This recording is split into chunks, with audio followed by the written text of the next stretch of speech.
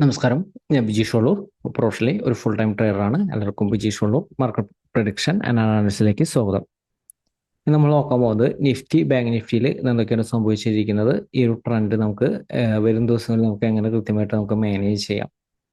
Nifty ആയാലും ഇന്നൊരു highly ഒരു വോളറ്റൈൽ മൂവ്മെന്റ് ആയിരുന്നു. നിഫ്റ്റി ആയാലും ഈ ഒരു റേഞ്ചിൽ നമ്മളൊരു സപ്പോർട്ട് റെസിസ്റ്റൻസ് നമ്മൾ നൽകിയിരുന്നില്ല. നമ്മളൊരു കുറച്ചൊരു താഴെയാണ്. കാരണം ഈ ഒരു റേഞ്ചിൽ സപ്പോർട്ട് റെസിസ്റ്റൻസ് നൽകിയ വർക്ക് ചെയ്യാനുള്ള ഒരു സാധ്യത കുറവാണ്. അപ്പോൾ അതുകൊണ്ട് തന്നെ സപ്പോർട്ട് റെസിസ്റ്റൻസിന്റെ അടുത്തു നിന്നുള്ള ഒരു ഓപ്പർച്യൂണിറ്റിക്ക് കൂടുതൽ ഇമ്പോർട്ടൻസ് നൽകാനാണ് നമ്മൾ സൂചിപ്പിച്ചു തരുന്നത്. നിഫ്റ്റി ആയാലും തുടക്കത്തിൽ ഒരു പ്രോഫിറ്റ് ബുക്കിംഗ് വന്നെങ്കിലും 22,275 സപ്പോർട്ട് നൽകിയിരുന്നത്.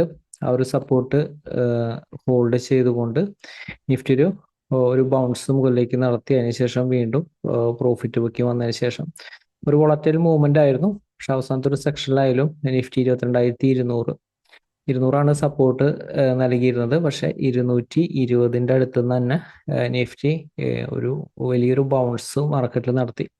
നമ്മൾ ഈ ഒരു റേഞ്ചിൽ നിഫ്റ്റിനെ കുറിച്ച് പറഞ്ഞിരുന്നത് നമ്മൾ വളരെ വ്യക്തമായിട്ട് പറഞ്ഞിരുന്നു. 2 ദിവസവും വ്യക്തമായിട്ട് പറഞ്ഞിരുന്നു. ഈ റേഞ്ചിന്റെ 22,300 താഴത്തേക്ക് വന്നതിന് ശേഷം 300 മുകളിലേക്ക് സസ്റ്റെയിൻ ചെയ്ത് കഴിഞ്ഞാൽ ബൈ ഓപ്പർച്യൂണിറ്റി ആണ്. വളരെ കൃത്യമായിട്ട് നമുക്ക് ഈ ഒരു റേഞ്ചിൽ മാനേജ് ചെയ്യേണ്ട പ്ലാൻ നമുക്ക് ഇന്നലെയും കഴിഞ്ഞ ദിവസവും നമ്മൾ നൽകിയിരുന്നു. വളരെ സ്ട്രോങ് ആയിട്ടുള്ള ഒരു മൂവ്മെന്റ് ആയിരുന്നു. 22,400 റെസിസ്റ്റൻസ്, 440 റെസിസ്റ്റൻസും മുകളിലേക്ക് ബ്രേക്ക് ചെയ്തിട്ട് അതിന്റെ ഒരു മുകളിലാണ് നിഫ്റ്റി അത് ഹോൾഡ് ചെയ്ത് നിലനിൽക്കുന്നത്. അപ്പോൾ വരും ദിവസങ്ങളായാലും നിഫ്റ്റിനെ നമുക്ക് എങ്ങനെ മാനേജ് ചെയ്യാം, ഈ ഒരു ട്രെൻഡ് നമുക്ക് മാനേജ് ചെയ്യാം.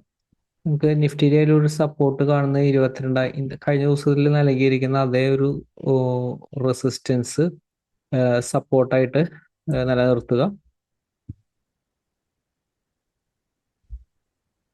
അതായത് 22,440 സപ്പോർട്ട് വരുന്നത്.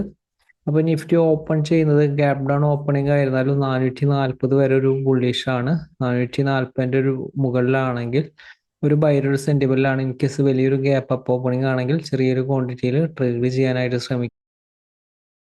ബൈയുടെ ഓപ്പർച്യൂണിറ്റി ആയാലും ഷോർട്ട്സിന്റെ ഒരു ഓപ്പർച്യൂണിറ്റി ആയാലും ചെറിയൊരു ക്വാണ്ടിറ്റിയിൽ ചെയ്യാനായിട്ട് ശ്രദ്ധിക്കുക. എപ്പോഴും ആ ഒരു സപ്പോർട്ടിന്റെ അടുത്ത് നിന്നുള്ള ഒരു ഓപ്പർച്യൂണിറ്റിക്കാണ് കൂടുതൽ ഇമ്പോർട്ടൻറ്റ് നൽകേണ്ടത്. അപ്പോൾ നിഫ്റ്റി ആയാലും ഇൻ കേസ് ഒരു പ്രോഫിറ്റ് ബുക്കിംഗ് വന്നാലും 440 താഴത്തേക്കും സസ്റ്റെയിൻ ചെയ്താലാണ് പ്രോഫിറ്റ് ബുക്കിംഗ് നിഫ്റ്റിയിലായാലും ഹയർ ലെവലിൽ നിന്നുള്ള പ്രോഫിറ്റ് ബുക്കിംഗ് കാണുന്നത്. അല്ലെങ്കിൽ ഓപ്പൺ ചെയ്യുന്നത് 22,440 തൊട്ട് താഴെയാണെങ്കിൽ അല്ലെങ്കിൽ ഈ ഒരു സപ്പോർട്ട് ബ്രേക്ക് ചെയ്തിട്ടുള്ള ഒരു ഓപ്പണിംഗ് ആണെങ്കിൽ ചെറിയ ടൈമിലെ ഷോർട്ട്സിന്റെ ഓപ്പർച്യൂണിറ്റി യൂട്ടിലൈസ് ചെയ്യാം.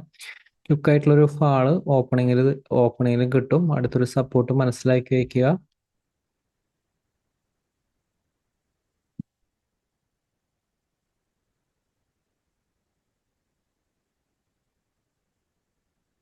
ഇരുപത്തിരണ്ട് നാനൂറ് സപ്പോർട്ടാണ്.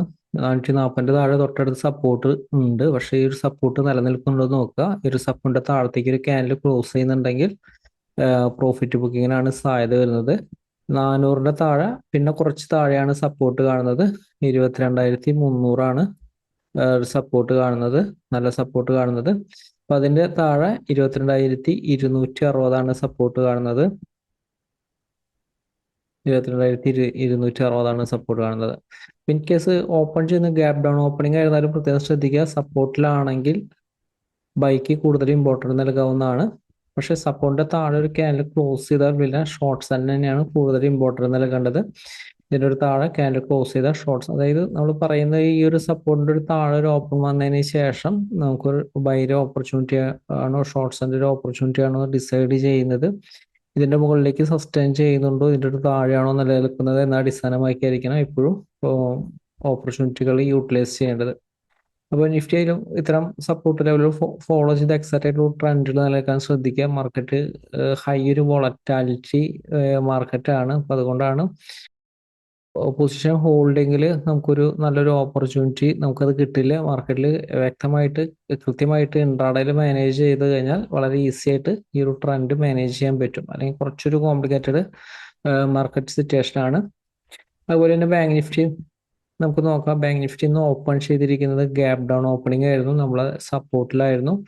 ഈ ഒരു സപ്പോർട്ട് ഹോൾഡ് ചെയ്തുകൊണ്ടാണ് ഈ ഒരു സപ്പോർട്ട് ഹോൾഡ് ചെയ്തുകൊണ്ട് അടുത്ത റെസിസ്റ്റൻസിന്റെ മുകളിലോട്ട് ഈ ഒരു ക്യാൻഡിൽ സസ്റ്റൈൻ ചെയ്തു. നമുക്ക് ഇവിടെ തന്നെ നമുക്കൊരു ബൈ ഒരു ഓപ്പർച്യൂണിറ്റി ആണ്. അതിനുശേഷമായാലും ബാങ്ക് നിഫ്റ്റിയിൽ സ്ട്രോങ് ആയിട്ടൊരു ബ്രേക്ക് ഔട്ട് ആണ് അടുത്ത റെസിസ്റ്റൻസ് വരെ. പിന്നീട് അടുത്ത റെസിസ്റ്റൻസിന്റെ മുകളിലും സസ്റ്റൈൻ ചെയ്തുകൊണ്ട് അവസാനത്തെ ഒരു സെക്ഷനിൽ ഒരു ചെറിയൊരു പ്രോഫിറ്റ് ബുക്കിംഗ് വന്നുകൊണ്ട് ഒരു വോളറ്റൈൽ മൂവ്മെന്റ് ലാസ്റ്റ് സെക്ഷനിൽ നമ്മൾ ബാങ്ക് നിഫ്റ്റിയിൽ കണ്ടിരുന്നത്.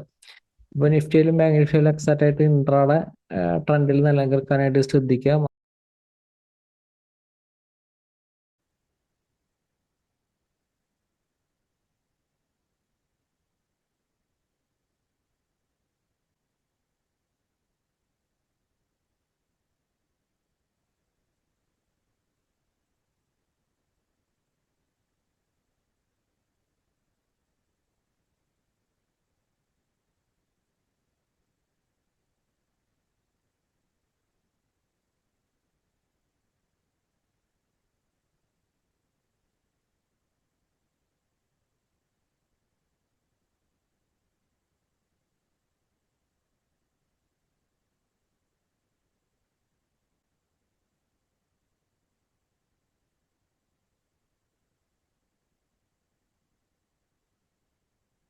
ബാങ്ക് നിഫ്റ്റിയിൽ നമുക്ക് എങ്ങനെ മാനേജ് ചെയ്യാൻ പറ്റുമെന്ന് നമുക്ക് നോക്കാം.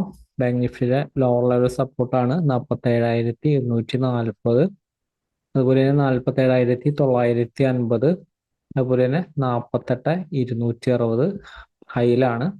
ഗ്യാപ്പ് അപ്പ് ഓപ്പണിംഗ് ആകുന്ന ഒരു സമയത്ത് ബാങ്ക് നിഫ്റ്റിയിൽ ശ്രദ്ധിക്കണം, റെസിസ്റ്റൻസ് ഉണ്ട്. അപ്പോൾ അതുകൊണ്ട് തന്നെ റെസിസ്റ്റൻസിന്റെ താഴത്തേക്ക് സസ്റ്റെയിൻ ചെയ്താൽ ഷോർട്ട്സ് ആൻഡ് ഓപ്പർച്യൂണിറ്റി യൂട്ടിലൈസ് ചെയ്യാം. പക്ഷെ റെസിസ്റ്റൻസിന്റെ മുകളിലാണെങ്കിൽ നമുക്ക് ബൈക്ക് കൂടുതൽ ഇമ്പോർട്ടൻസ് നൽകാം. ചെറിയ ടൈം ഫ്രെയിമിലെ ബൈ ഓപ്പർച്യൂണിറ്റി, പക്ഷെ റെസിസ്റ്റൻസ് ഉള്ളത് കൊണ്ട് ക്വിക്കായിട്ട് ഒരു പ്രോഫിറ്റ് ബുക്കിംഗ് ചെയ്തിട്ട് താഴത്തേക്ക് നിലനിർത്തിയാൽ പ്രോഫിറ്റ് ബുക്കിംഗ് സാധ്യതയുണ്ട്.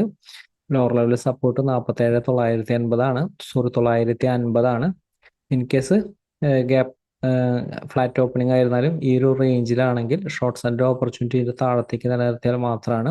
ഇതിന്റെ താഴത്തേക്ക് 47,980 താഴത്തേക്ക് ഒരു ക്യാൻഡിൽ ക്ലോസ് ചെയ്ത് കഴിഞ്ഞാൽ, അതുപോലെ തന്നെ 48,260 താഴത്തേക്ക് ഒരു 5 മിനിറ്റ് ക്യാൻഡിലാണെങ്കിൽ ഒരു 5 മിനിറ്റ് ക്യാൻഡിൽ ക്ലോസ് ചെയ്താൽ മാത്രമാണ് ഷോർട്ട്സ് ആൻഡ് ഓപ്പർച്യൂണിറ്റി യൂട്ടിലൈസ് ചെയ്യുന്നത്. അതേപോലെ തന്നെ പറയുന്ന ഒരു സപ്പോർട്ടിലാണോ ഓപ്പൺ ചെയ്യുന്നത് അനുസരിച്ച് തീരുമാനങ്ങൾ എടുക്കുക. സപ്പോർട്ടിലാണെങ്കിൽ ബൈക്കാണ് കൂടുതൽ ഇമ്പോർട്ടൻസ് നൽകേണ്ടത്. സപ്പോർട്ട് ബ്രേക്ക് ചെയ്താൽ ഷോർട്ട് സെല്ലിനാണ് കൂടുതൽ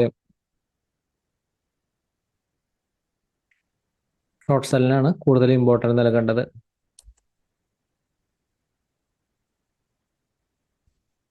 അപ്പോൾ നിഫ്റ്റി ബാങ്ക് നിഫ്റ്റിയിൽ ഇത്ര ലെവൽ ഫോളോ ചെയ്ത് എക്സാക്റ്റ് ആയിട്ടുള്ള ട്രെൻഡിൽ നിലനിൽക്കാൻ ശ്രദ്ധിക്കുക. മാർക്കറ്റിലെ വലിയ അവസരമായിട്ട് നമുക്ക് ഒരു ദിവസം അപ്ഡേറ്റിൽ വീണ്ടും കാണാം.